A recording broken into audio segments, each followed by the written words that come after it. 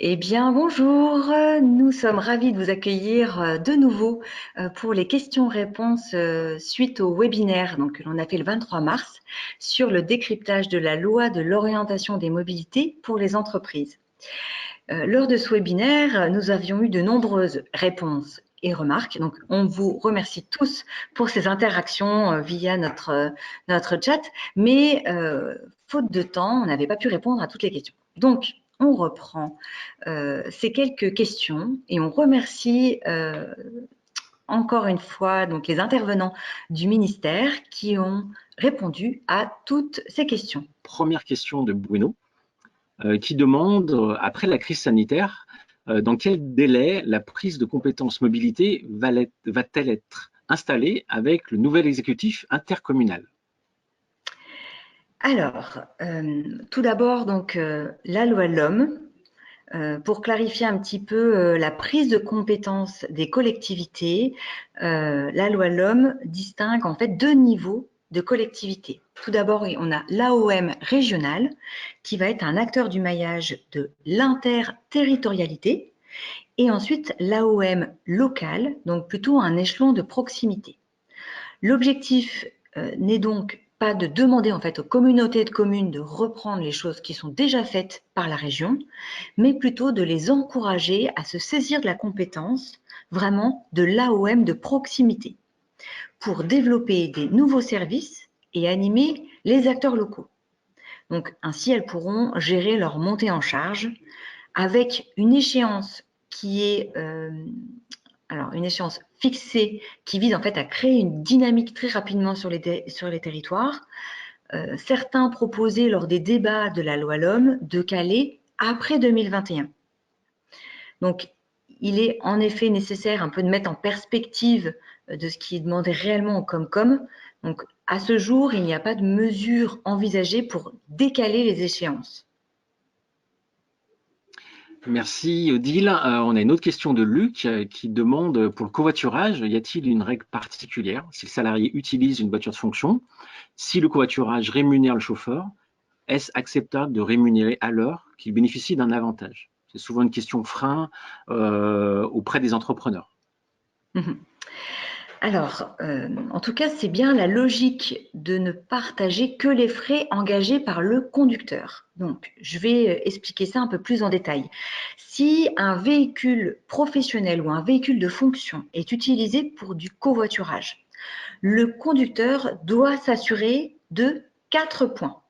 Tout d'abord, qu'il s'agisse bien d'un déplacement personnel et non d'un déplacement professionnel, que le véhicule est utilisé à des fins personnelles et que c'est bien autorisé par le propriétaire du véhicule, en l'occurrence l'employeur.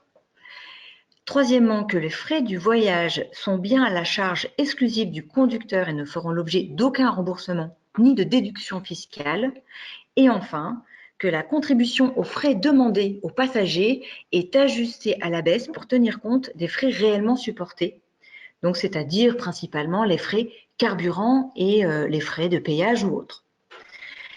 Pour ce qui concerne les véhicules de service, alors ceux-ci étant réservés à un usage strictement professionnel, l'employeur doit autoriser et aucune contribution ne peut être demandée parce que l'employeur paye déjà par les notes de frais.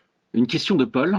FMD pour le service d'autopartage seulement s'il est non thermique?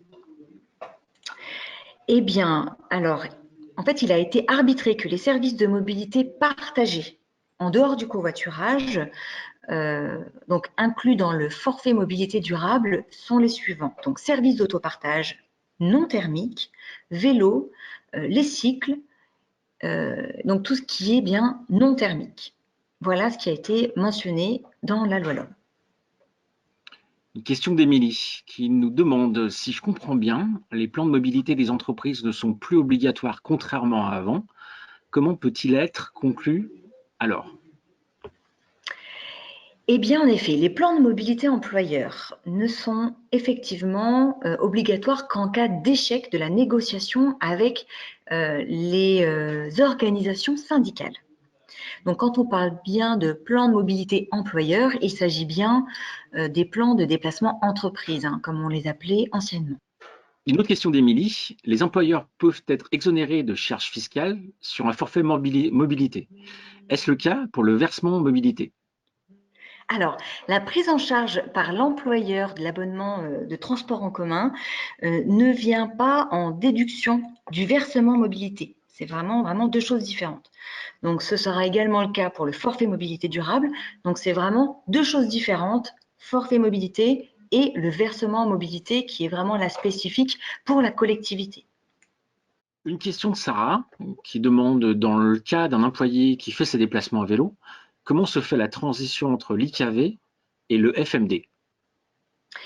Alors, déjà, on va reprendre. Donc, l'IKV est bien l'indemnité kilométrique vélo qui est en place normalement jusqu'à au moins juin 2020 et le FMD, donc c'est bien le forfait mobilité durable. Donc, à compter de la publication du décret d'application du forfait mobilité durable, le forfait, le FMD, remplacera bien l'IKV. Si l'employeur avait décidé de manière unilatérale ou dans le cadre des négociations actées avant la LOM, un montant annuel pour l'IKV, le salarié recevra cette somme à la fin de l'année. Pour modifier le montant ou alors les conditions d'attribution de l'IKV ou du forfait, l'employeur devra revoir les accords conclus donc dans le cadre de renégociation, dans le cadre des NAO, négociations donc annuelles obligatoires. En l'absence de renégociation, l'employé recevra la somme allouée prévue initialement pour l'indemnité kilométrique vélo. Voilà. D'accord. Une question de Boris qui nous demande, le télétravail n'est à ma connaissance pas mentionné dans la LOM. Est-il néanmoins un levier actionnable dans le cadre de cette loi? Alors, le télétravail est mentionné à l'article L 1214.8.2 du Code du travail relatif au plan de mobilité employeur. Donc, on peut en déduire que les négociations annuelles obligatoires s'attacheront à traiter des éléments qui vont devoir être abordés dans le plan de mobilité employeur.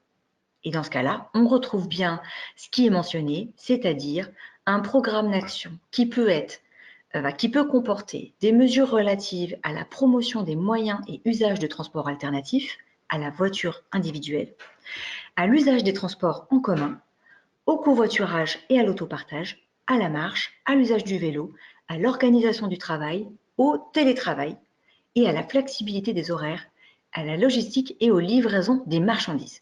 Donc, on retrouve bien là le télétravail. Maintenant, il y a quand même une chose à noter, c'est que la loi LOM n'est pas un guide de bonne pratique, mais est bien là pour mentionner ce qu'on doit faire et après ce qu'on peut faire ou ce qu'on ne peut pas faire. Les ordonnances pénicaux ont permis d'assouplir le recours au télétravail et donc de le développer. Voilà, donc c'était un petit complément. Merci. Une question de Guillaume. Peut-on repréciser pour qui c'est obligatoire? Administration, collectivité?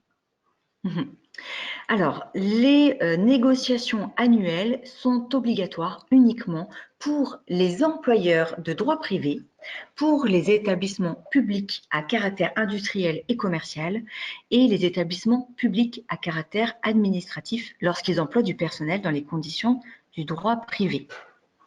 Donc, le forfait mobilité durable est facultatif pour les collectivités et généralisé pour la fonction publique d'État, mais à hauteur de 200 € par an et uniquement pour le covoiturage et le vélo uniquement. Voilà. Et comment vérifier, comment justifier de ça? Alors, depuis le 1er janvier 2012, lorsqu'une entreprise contrôlée n'est pas couverte par un accord collectif ou à défaut d'accord par un plan d'action, elle est en demeure de régulariser sa situation dans un délai de 6 mois. Donc, pendant cette période, l'entreprise peut donc soit négocier un accord collectif, soit à défaut d'accord rédiger ou modifier un plan d'action, soit compléter un accord collectif existant. En cas d'impossibilité de procéder à cette obligation dans le délai imparti, l'employeur doit justifier les raisons auprès de la Direction régionale des entreprises, de la concurrence, de la consommation du travail et de l'emploi, c'est-à-dire la directe, en fait anciennement l'inspection du travail. À l'issue de ces 6 mois, si rien n'a été fait, une pénalité financière peut être appliquée à l'entreprise. Le montant de cette pénalité est fixé au minimum à 1% des rémunérations et gains versés aux travailleurs salariés ou assimilés au cours des périodes au titre desquelles l'entreprise ne sera pas couverte par l'accord ou le plan d'action. Merci. Une question de Christophe. À quel moment on considère qu'un salarié n'a pas accès à un service de transport en commun? Dans quelles conditions donc le covoiturage est éligible? Alors, le remboursement des frais de carburant est donc un dispositif facultatif. Si une entreprise décide de le mettre en place, il faut que la résidence habituelle du salarié ou son lieu de travail soit situé ou alors dans une commune non desservie par un service public de transport collectif régulier, ou alors par un service privé mis en place par l'employeur, soit dans une commune qui n'est pas obligatoirement inclus dans un périmètre d'un plan de mobilité obligatoire. Donc, si l'une de ces conditions est remplie et que l'employeur a mis en place le remboursement de frais de carburant, le covoiturage sera éligible pour le conducteur. Une question de Laura. On parle de fin juin pour le décret d'application relatif au forfait de mobilité durable. Ce délai est-il susceptible d'être reporté? Alors, concernant le décret d'application du forfait privé, sa sortie est prévue pour le 1er mai. Pour l'instant, il n'est pas envisagé de report et le décret d'application du titre mobilité, lui, est prévu au 15 juin et lui, il risque d'être reporté par contre. Une question de Sandrine. Étant donné que le télétravail est un axe de travail important pour les entreprises, peut-on envisager qu'à court terme, il existe un forfait coworking puisqu'il permet de réduire également les mobilités? Alors, l'article 83 de la loi LOM précise que dans un délai de 24 mois à compter de la promulgation de la loi, le gouvernement est autorisé à prendre, par voie d'ordonnance, toute mesure relevant du domaine de la loi, permettant de définir en fait les conditions de la prise en charge par l'employeur des frais de transport. Ce qui signifie que le gouvernement se donne la possibilité, au vu du bilan aussi des accords, de prendre des nouvelles dispositions et d'inclure éventuellement dans le forfait d'autres modes de transport ou méthodes de travail, comme le coworking ou le télétravail. En fait, dans tous les cas, tout cela devra être négocié avec les organisations syndicales. Comme tout à l'heure aussi, on l'a bien précisé, tout ce qui est télétravail, tiers-lieu et coworking, de toute façon, rentre dans le cadre du plan de mobilité et dans ce cas-là, peut bien rentrer dans le cas des négociations salariales. Y aura-t-il un guide des points mobilité obligatoires à aborder dans les NAO pour les entreprises pour encadrer les négociations plus facilement? Alors, à ce jour, il n'existe pas de guide. La question a été posée également au ministère du Travail et je pense que nous, les CCI, on est en train aussi de réfléchir à peut-être mettre en place un petit guide, au même titre qu'il y avait eu un guide plan de mobilité. Je pense qu'il sera effectivement intéressant et de notre rôle d'accompagner les entreprises sur ces NAO. Merci Odile pour toutes ces réponses. Eh ben, merci Frédéric d'avoir contribué à ces questions-réponses parce que, comme vous avez pu le voir, il y en avait effectivement de nombreuses. Les réponses étaient un peu longues, donc, mais très riches. Donc ça, c'était vraiment… je tiens vraiment à remercier le ministère parce que ça nous permet d'avoir vraiment des éléments de réponse très complets.